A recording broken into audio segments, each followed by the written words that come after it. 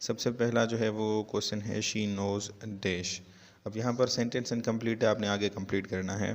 तो ऑप्शन है 4 आपके पास, to play game, play game, how to play game, to play game. ठीक है, तो अब शी नोज़, अब जो भी सेंटेंसेस होंगे, जैसे नोज़ जिसमें आता है या नो आता है, तो उसमें हाउ टू ज़रूर ज़रूर आता है, हाउ टू प्ले गेम। ठीक है, मिसाल के तौर पर I know how to speak English, I know how to drive car, they know how to fight against us, वगैरह वगैरह करके मतलब जहाँ पर भी नो का हो सेंटेंस तो वहाँ पर हाउ टू ऑटोमेटिकली होता है।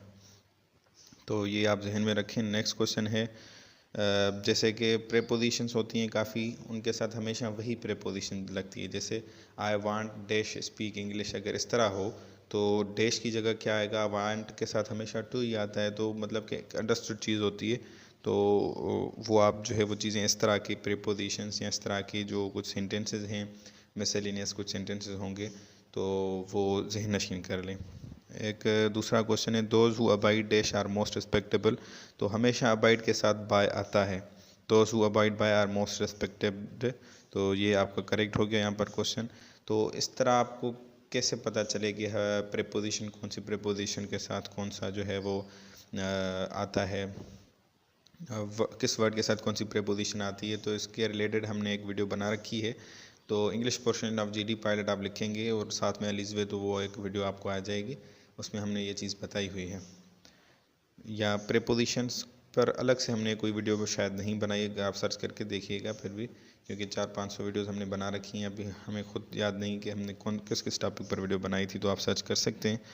क्वेश्चन है सिनोनिम ऑफ प्रोमलगेट। ठीक है, यहाँ पर आय भी था, PRO मलगेट।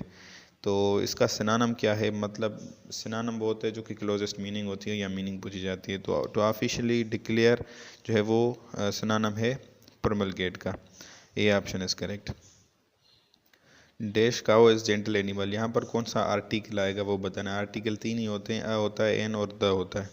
अ एन तो आपको पता है किसी भी एक चीज़ के बारे में हम बात करें, अगर वो वर्ड जो हो, ठीक है, उस चीज़ का अगर वो ए से साउंड करता है, अ से साउंड करता है, जैसे कि ऑनेस्ट हम लिखते एच से हैं पर पढ़ते ऑनेस्ट हैं, तो अ से वो उसका जो है वो आ रहा है साउंड, तो उसके साथ क्या लगेगा, एन लगेगा। जिस भी वर्ड का साउंड अ के साथ शुरू होगा उसके साथ एन लगाते हैं हम, और नहीं तो हम अ लगाते हैं, किसी भी एक चीज़ की अगर बात की गई हो।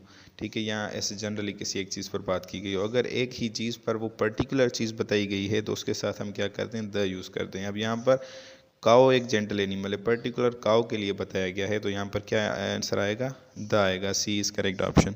अगर जो वो एक जनरल सी स्टेटमेंट देते हैं कि एनिमल इज़ सॉरी एनिमल ए से स्टार्ट होता है, तो an animal is gentle animal, तो इस तरह अगर जनरली बता दे एनिमल किसी के बारे में, तो वहाँ पर हम अ या एन यूज़ करते हैं। पर यहाँ पर किसी एक पर्टिकुलर एनिमल के बारे में कहा गया है तो द हम यूज़ करेंगे। क्वेश्चन है सिनोनिम ऑफ रब, रब का सिनोनिम क्या है, तो स्क्रैच। ठीक है, the wife didn't know the husband cheated dash her, तो चीट के साथ हमेशा कौन सी प्रेपोजिशन आएगी, आन आएगी, चीटेड ऑन हर, तो सी ऑप्शन आपका करेक्ट है। एंटोनिम ऑफ स्क्रूलेस, तो स्क्रूलेस का एंटोनिम क्या है, एंटोनिम मतलब कि अपोजिट मीनिंग आपने बतानी है, तो moral is correct option. The word which tells us something about verb in sentence is called, एक सेंटेंस में एक वर्ड है जो कि हमें वर्ब के बारे में कुछ चीज़ बताता है, उसको हम क्या कहते हैं, उसको हम एडवर्ब कहते हैं। मिसाल के तौर पर सेंटेंस है ही स्पीक्स जेंटली। ठीक है, अब जेंटली यहाँ पर क्या है, मतलब कि आहिस्ता से बोल रहा है, शाइस्तगी से बोल रहा है। ठीक है, ही स्पीक्स जेंटली, मतलब स्पीक जो बोल रहा है उसके बारे में हमने बताया कि वो किस तरह बोल रहा है, शाइस्तगी के साथ। अब स्पीक यहाँ पर क्या था, वर्ब था। वर्ब को जो है वो वर्ब के बारे में कोई चीज़ हमें बताई जा रही हो सेंटेंस में, तो उसको हम कहते हैं एडवर्ब। जैसे आई ही ड्रिवन का, ही ड्रोव कार फास्टली। ठीक है, अब कार उसने चलाई, किस तरह चलाई, फास्टली चलाई, तो यहाँ पर फास्टली क्या हुआ, एडवर्ब हुआ। क्वेश्चन है राहिल इज़ बेटर डैश समझ, अब राहिल इज़ बेटर देन यहाँ पर होगा। अब देन की दो स्पेलिंग्स हैं, कि इस तरह का देन होता है, इस तरह का। अब जहाँ पर भी कंपैरिजन हो किसी दो चीज़ों में, या मतलब कि कंपैरिजन कंपैरेटिव सेंटेंस हो, तो उसमें आप कौन सी देन यूज़ करोगे, ए वाली देन यूज़ करोगे।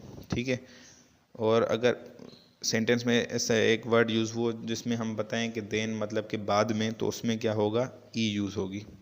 अगर कोई कंपैरिजन का सेंटेंस ना हो तो हम देन ई वाली यूज़ करेंगे, अगर कंपैरिजन का सेंटेंस हो तो ए वाली यूज़ करेंगे। ए ऑप्शन जो हमारा वो करेक्ट है इसमें। क्वेश्चन है who are you looking for, तो यहाँ पर बी ऑप्शन आएगा। He is junior dash to me, मतलब डैश यहाँ पर टू आएगा, तो बी ऑप्शन आपका करेक्ट है। ये प्रीपोजिशन का हमने पहले भी आपको बताया कि एक वीडियो है English portion of GD pilot करके, कुछ इस तरह बनी हुई है, उसका हम लिंक भी दे देंगे डिस्क्रिप्शन या आई कार्ड में कहीं पर। उसमें 300 प्रीपोजिशंस आपको स्क्रीन पर दिखाई गई हैं कुछ सेकंड्स के लिए, कि आप वहाँ पर पास करके वो स्क्रीनशॉट ले लें या याद कर लें कि कौन कौन से वर्ड के साथ कौन कौन सी प्रीपोजिशन आती है। तकरीबन वही जो है वो रिपीट होते रहते हैं, तो वो वीडियो आप देखना ना भूलिए। क्वेश्चन है change the voice of the following sentence. अब एक्टिव एंड पैसिव वॉइस का क्वेश्चन है ही ड्रोव कार वेरी फास्ट। अब एक्टिव एंड पैसिव वॉइस के रिलेटेड हमने एक प्लेलिस्ट बनाई है जिसमें 2 आवर्स, अगर आप पूरी प्लेलिस्ट देखोगे तो 2 या 2.5 आवर्स में वो आप कंप्लीट देख लोगे। उसमें कंप्लीट आपको एक्टिव पैसिव सिखाई गई है, तो उसका प्लेलिस्ट का नाम active and passive voice bye Ali's या विथ अलीज़ होगा, तो उसकी लिंक भी हम आपको दे देंगे। तो इस क्वेश्चन को किस तरह सॉल्व करेंगे, एक्टिव पैसिव में हमेशा क्या करते हैं हम, ऑब्जेक्ट जो है वो सब्जेक्ट की जगह ले आते हैं। कार यहाँ पर हमने लिखी, फिर जो है उसका पैसिव में जो हेल्पिंग वर्ब होते हैं इस पास्ट इंडेफिनिट टेंस के, पास्ट टेंस के, वो क्या होते हैं, वाज वर्ब। तो हमने वाज लगाया, कार अकेली चीज़ें तो वाज लगेगा। फिर जो वर्ब होगा, वर्ब में थर्ड फॉर्म लगता है ड्रिवन, ठीक है, पास्ट पार्टिसिपल। उसके बाद वेरी फास्ट, यहाँ पर अगर हम रखें फिर भी ठीक है, अगर इसको हम हिम के बाद रखें फिर भी ठीक है। तो यहाँ पर बाय एक सिंबल होती है, ठीक है, पैसिव वॉइस में निशानी होती है, तो वो भी हमने यहाँ रखी। और ही को जब हम ऑब्जेक्ट की तरफ ले जाएंगे तो वो हिम में तब्दील हो जाएगा। तो ये कुछ बेसिक प्रिंसिपल्स थे एक्टिव एंड पैसिव के, ये हमने जो है डिटेल से हमने जो है वो वीडियोस बनाई हुई हैं, तो वो आप प्लेलिस्ट देख सकते हो, एक्टिव पैसिव वॉइस सीख सकते हो 2 या 2.5 घंटे में। इसका ऑप्शन ए आपका करेक्ट है। क्वेश्चन है एंटोनिम ऑफ इनफ। इनफ का एंटोनिम क्या है, इनएडिक्वेट।